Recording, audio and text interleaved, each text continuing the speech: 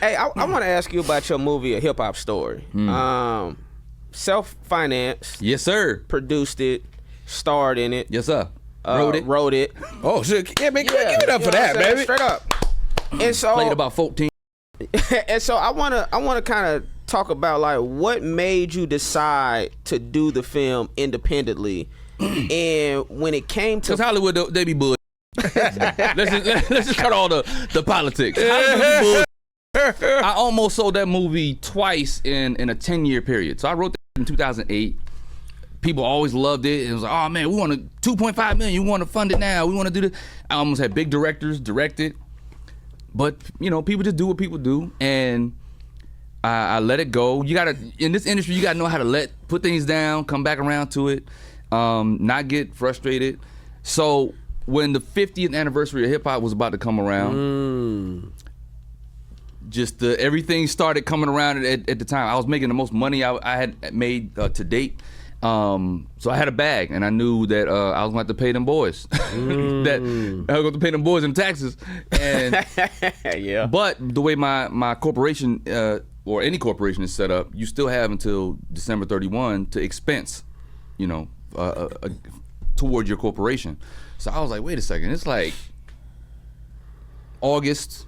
I got several months to do something with this money before I just write a blank check to them. It's going to them. Yeah. I may as well create an asset. So I had the money, the script was there, I revised it just to, you know, update some of the references. Cause like the Joe Budden scene, I don't know if y'all seen it, but the Joe Budden scene, yes. The Funk Flex before was 106 in Park and Tavis Smiley show. So it was older references when I first wrote it, so I just updated it with, you know, newer Joe stuff. Budden podcast. But because it was about history primarily, I didn't have to change much, because I'm talking about hip hop history. So yeah, I had the money. Hip hop 50th was coming around. Me and hip hop turned 50 a day apart, and so I'm like, all right, let me. The time feels like now. It feels like now. Me and Demain had just shot another project right before that. And we just went into that bag of, now's the time. Let's just get it done. We already know how to do it. We know we've shot things. We acted. We know what we're doing. We know this world. We've done parody videos for the last 15 something years, almost 20 years, and yeah, that's what it was. How difficult was it to produce a film independently? I'm gonna tell you the hardest part is all the clerical kind of work, like dealing with SAG, making your stuff union, WGA, managing people. Yeah. People ain't when you got an independent movie, man. Like they want to come on, and people get real diva-ish, and they want you to treat them like it's a studio film. And mind you, the budget was not small, so I was able to pay people. But you want to pay people that get the vision. It's like, I'm not able to pay you everything, right, but I'm damn near close to your rate. Like, right. Stop about craft services. Right. Yeah, I So know. that was the most difficult part. I wanted to slap the shit out of people on set. Because we was rocking. Like, the stuff that you see on screen, you would think that was the hardest part. Like, man, how'd you play so many characters? Yeah, that's what I do. Right. That was the easy part. That was the fun part. Managing people and then dealing with the clerical stuff. That's why if you produce independently, hire a producer that knows all of that, that knows the nuts and bolts of permits and unions, all of that stuff. Someone who's an expert at that, and it'll make your process go a lot smoother. How long did it take to get it? How long did it take? Well, we know you wrote it in 2008. How long did it take to film? And before it was out? It only took a total of three weeks and some change. Got you.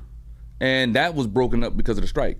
We shot December 22, went into March of 23, and once we finished that, we started editing all the way up until we got a release date, February of 24.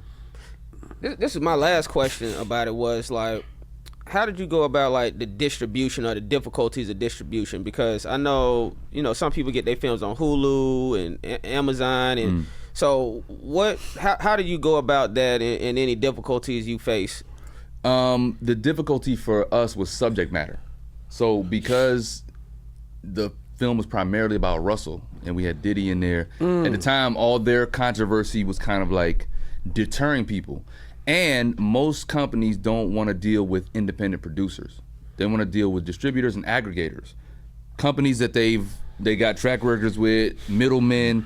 You gotta go through a middleman. So we just signed a deal with a company to do that, but it was a lot of bumps in the road of learning the system of that. Again, we shot it on some, hey, let's shoot this before December 31 to get this money out. So we kind of put the cart before the horse. Yeah. And then now we're playing to catch up. Got it. But the great thing is we have an asset, is making money. I did a direct-to-consumer OTT joint where you can buy or rent it now. What's the website?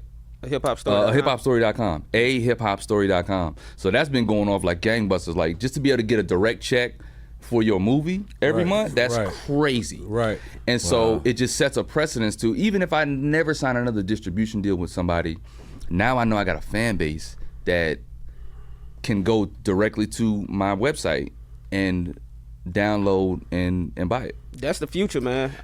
I feel like that's the future. Like self-producing your stuff, and that's something that Tyler Perry been preaching forever. It's like ownership. And so even what we doing right here, or whether it's a TV show or a movie, like us self-financing these things, own it, and then licensing it out to whoever for the rest of your life. For the rest of your life, it's you an make money asset. forever. Yeah, that's where I feel like the industry is really missing it. I don't care how many people work at blanketyblank.com. I don't care how many people work there. You weren't in competition before with the field. We didn't have access to the cameras before. We didn't have access. You have to keep film and store it, and like the times have changed, and they just don't. They don't want to believe it. But it's like there was a point in time we were all watching the same thing at the same time. Yeah. And now they can't keep us because you're competing with everybody. Well, you got multimillionaires that's creating content on their phones. Yes. And they built their wealth off of streaming and YouTube. Like, at some point, they tried it. They tried to say, all right, well, all the networks, we're gonna do streaming services. And then they started collapsing or acquiring each other because they couldn't sustain all them subscriptions. There is such a thing as too much content. Right. Right. Yeah. There is such a thing. Right. And we're experiencing it now. Yeah. You can't keep people entertained that long. And it's a sensational appetite from the audience that's become more niche. They like what they like and they tune into what they tune into, and it's like, you guys, y'all. Netflix, it would serve you great to have, cool, you got Netflix proper, these are the shows that you want to put out, and da-da-da. Great. It would make sense to have another channel or addendum to what you do and just have it for licensing. Let us do the work. We already working, bro. We already don't believe in your ideas. You done remade the same movie 14 times. Yeah. And I'm not talking to Netflix specific. I'm like, all of them do this. It's like, we're bringing, you just keep bringing the same thing back. Well, they start out as with the independent creators build these networks. Yes. And as soon as they get successful, they gatekeep. That's when they want to go back to the old regime or the old way of doing things. Right. Now we're a network. Now you gotta come in with a pitch, and now you know what I'm saying. Like they still trying to hold on to that old way of doing it, and it's going to make the industry crumble. Right. And the industry will always be here, but it already looks different. Bruh, Yes. let me tell you why this is the new wave, because I've been developing a TV show for 3 years now. Right. How absurd is that?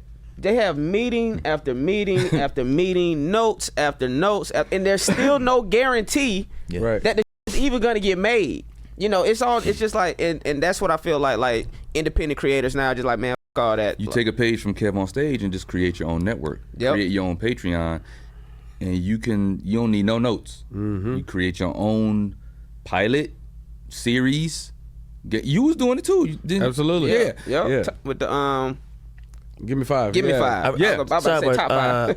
I was on a flight, and one of the flight attendants, he spoke to me. I thought you were talking about, he recognized me from your show. So I just want you to know, that people are watching your project, man. That's dope. Straight up. Yeah, that's dope. So that's the point, is you don't have to deal with all that frustration anymore. Yeah. If you really wanted to, you could do it. And it's going to start out lower budget, but just create it and put it on Patreon.